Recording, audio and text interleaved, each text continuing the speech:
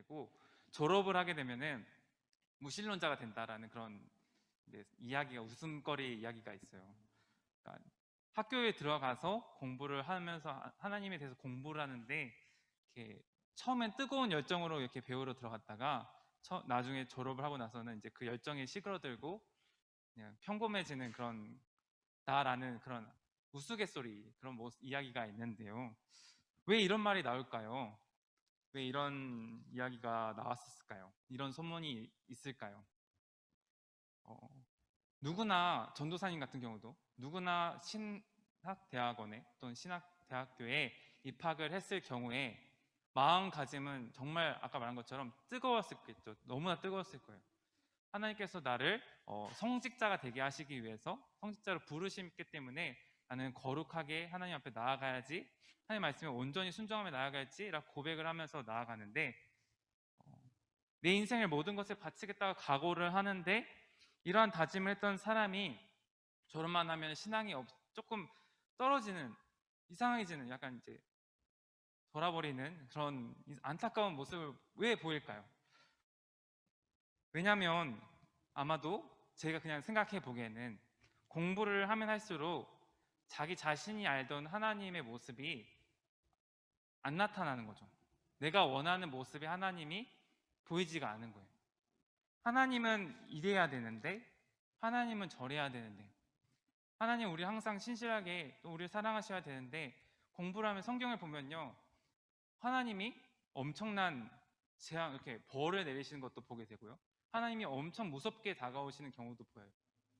그런 모습을 보면서 내가 알던 하나님과 너무나 다른데, 공부를 하면 할수록 거리감이 생기는 거죠.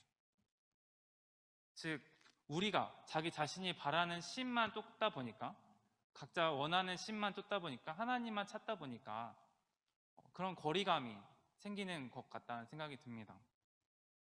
오늘 말씀을 보면 좀 이런 이야기를 좀 먼저 배경을 생각을 하면서 알아가면 좋을 것 같아요. 출애굽기 24장 12절 말씀을 좀 보도록 할게요. 네, 이게 생겨가지고요, 한번 사용해 보도록 할게요. 됐나요? 네. 네. 너무 맞는데요? 네, 24장 12절이어야 되는데, 네, 여기 있네요. 한번 읽어볼까요? 출애굽기 24장 12절 시작. 여호와께서 모세에게 이르시되 너는 산에 올라 내게로 와서 거기 있으라.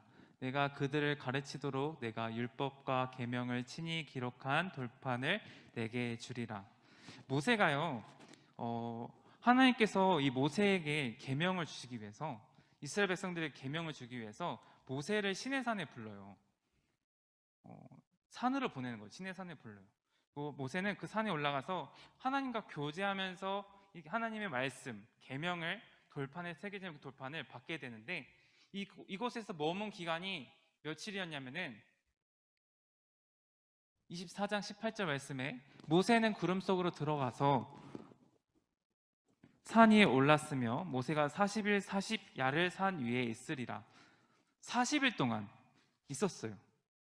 이 40일 기간 동안에 우리가 읽지 못했지만 아니죠, 매일 성경 읽기 하고 있잖아요. 매일 성경 읽기 하면서 24장부터 31장의 내용들, 모세가 하나님과 함께 있으면서 하나님으로부터 성막을 짓는 것, 또 성막을 짓는 것에 관련된 것들, 제사장인 제도에 관련된 것들, 여러 가지 하나님께서 직접 말씀하신 것들을 기록하고 들으면서 알아가는 그 과정 가운데 하나님과 교제하는 시간을 보냈어요. 이렇게 하나님으로부터 지시를 받는 동안에, 40일 동안 이 기간을 받는 동안에 백성들 사이에서 어떤 문제가 생겨요. 어떤 문제가 생기냐면은 32장 1절, 네, 읽어드릴게요. 백성이 모세가 산에서 내려옴이 더딤을 보고 모여 백성이 아론에게 이르러 말하되 일어나라, 우리를 위하여 우리를 인도할 신을 만들람. 이 모세 곧 우리를 애굽 땅에서 인도하여 낸 사람은 어찌 되었는지 알지 못함이니라. 무슨 문제인지 알겠어요? 모세가 40일 동안 시내산에 있으니까 언제 온지 모르니까 사람들이 불안하고 걱정하고 두려움이 떨리는 거예요. 그러다 보니까 그들 사이에서 불안함이 나타나요. 그래서 불안과 초조함 때문에 어, 백성들이 너무나 호소하니까 아론이 그러면은 금을 모아서 송아지 형상을 만들어서 눈에 보이는 우상을 만들자. 눈에 보이는 하나님을 만들자라고 얘기를 하는 거죠. 아론과 이스라엘 백성들은 눈에 보이지 아니하시는 하나님을 형상화하여서 하나님을 보이는 이미지로 우상 이렇게 형상으로 만든 거예요. 그러면 이렇게 생각해 볼 수 있겠죠. 그들의 입장에서는 똑같은 하나님을 섬기는 거잖아요.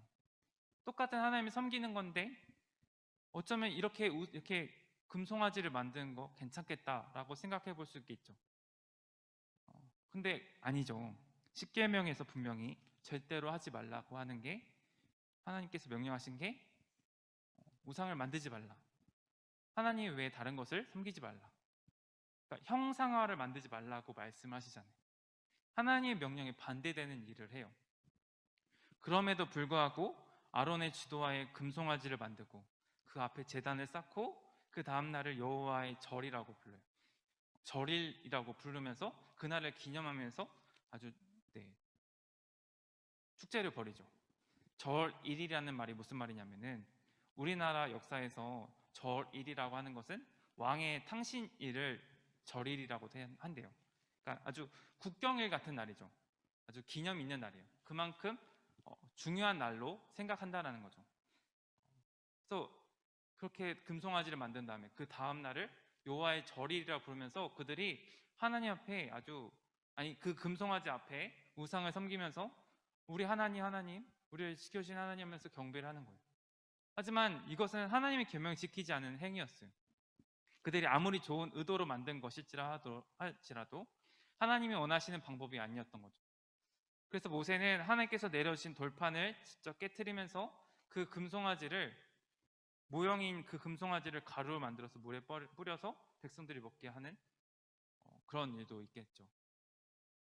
다시 한번 얘기를 해보면 이스라엘 백성들이 불안함에 떨어서 모세가 40일 동안 시내산에 있는데 그 기간 동안에 언제 올지 모세가 언제 우리에게 올지 아무것도 모르니까 우리를 지켜주던 우리를 인도해줬던 그 모세 하나님이 우리와 함께 하지 않으니까 눈에 보이는 하나님이 없으니까 불안함에 자신들이 원하는 형상으로 하나님을 형상화하여서 자신들이 원하는 신을 만들었어요. 그러면 우리는 아까 제가 처음에 얘기하면서 우리가 바라는 신이란 얘기를 했잖아요. 각자마다 이런 이스라엘 백성들처럼 우리도 우리가 바라는 신을 만들어요. 우리가 원하는 신을 만들고 나아가죠. 그때 모세는 어떻게 했을까요? 금송아지를 부셔서 가루를 만들어서 물에 뿌려서 백성들을 먹게 했죠. 모세의 입장에서는 거룩하신 그 하나님을 어떻게 이렇게 배반할 수 있느냐라고 해요. 분노를 해요.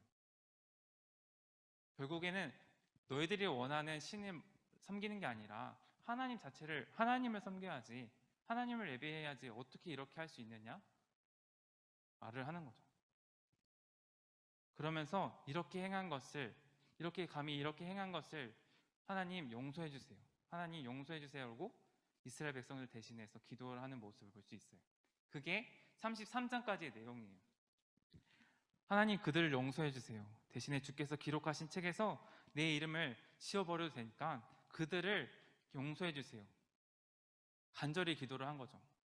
마치 예수님께서 우리를 위해서 기도하신 것처럼 하나님 앞에 모세는 기도를 하고 있는 모습을 보게 됩니다. 34장 6절 말씀을 읽도록 할게요. 오늘 말씀이죠. 우리가 읽은 말씀. 여호와께서 그의 앞을 지나시며 선포하시되 여호와라 여호와라 자비롭고 은혜롭고 노하기를 더디하고 인자와 진실이 많은 하나님이라. 마치 그렇게 모세가 하나님께 기도를 들으시고 기도를 할 때 그 기도를 들으시고 뭐라고 말씀하셨냐면은 오늘과 같은 이런 말씀을 하신 거예요. 여호와라 여호와라 자비롭고 은혜롭고 노하기를 더디하고 인자와 진실이 많은 하나님이라. 범죄하고 하나님 앞에 잘못된 행위를 했던 이스라엘 백성들을 향해서 모세가 함께 중보하면서 기도를 했더니 하나님께서는 이렇게 말씀하시는 거죠. 여호와라 여호와라 자비롭고 은혜롭고 노하기를 더디하고 인자가 진실이 많은 하나님이라. 설교를 하고 있는 전도사님의 모습을 보면 거룩하게 살아가고 있나요? 저는 그렇게 보이는 전도사님인가요? 다시 질문하는 거예요. 아까 처음에 반응은 당연하죠 라고 한 반응이 이렇게 고개 끄덕인 분들 이런 생각이 있었던 것 같고, 어떤 사람은 아무 생각이 없는 친구들 대부분이었던 것 같긴 하지만, 당연하죠 라고 말할 수 있지만 하나님의 말씀을 지키는 건 저도 어려워요. 내 마음대로, 내 뜻대로, 내 삶이, 내가 내 생각대로 내 삶이 내가 주인이 되는 모습을, 저의 모습도 제 자신이 느끼거든요. 그렇게 생각하거든요.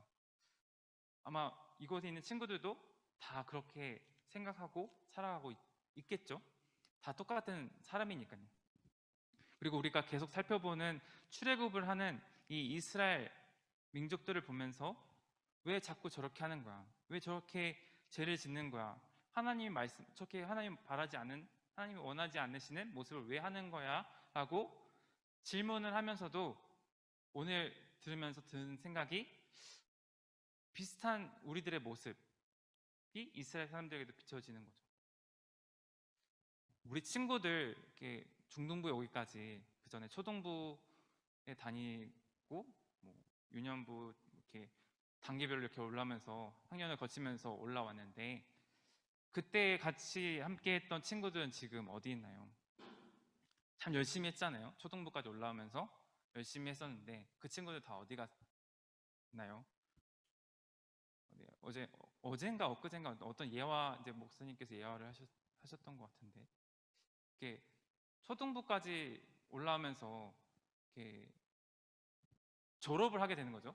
어떤 이제 초등학교 6학년이 졸업을 하면서 이제 펑펑 우는 거예요. 펑펑 울면서 하면서 이제 우리 다음에 내가 중등부에 올라가서 우리 친구들을 만나자 하면서 이제 이렇게 펑펑 울고 올라갔는데, 중등부에 올라갔더니 그 친구가 없어졌대요. 그러니까 초등부까지 올라와서 이렇게 눈물 흘리면서 우리 다시 만나자 하면서 예배를, 우리 신앙생활 열심히 하자라고 했던 친구가 중등부에 올라왔더니 사라졌다라는 거죠. 그게 어제였네요. 어제의 얘기였네요. 네. 그 말을 듣고 저는 이러면서 이제 유유유 하면서 이제 저도 공감이 엄청 가더라고요. 어디로 가는지, 공부를 해야 된다, 뭐 이걸 해야 된다, 피곤해서 안 된다, 졸음이 쏟아져서 안 된다, 아침에 내가 잠을 자야지 왜 내가 교회를 옵니까 하면서 약간 그런 핑계로 저런 핑계로 얘기를 하다가, 이러다가 왜 내가 교회 가야 돼요? 까지 질문이 가게 되고, 난 더 이상 필요가 없어요, 난 다른 게 있어서 괜찮아요 라고 하는 모습을 보게 되잖아요. 결국 자기 자신들이 또 다른 하나님을 대체할 금송아지를 만들고 있는 거예요.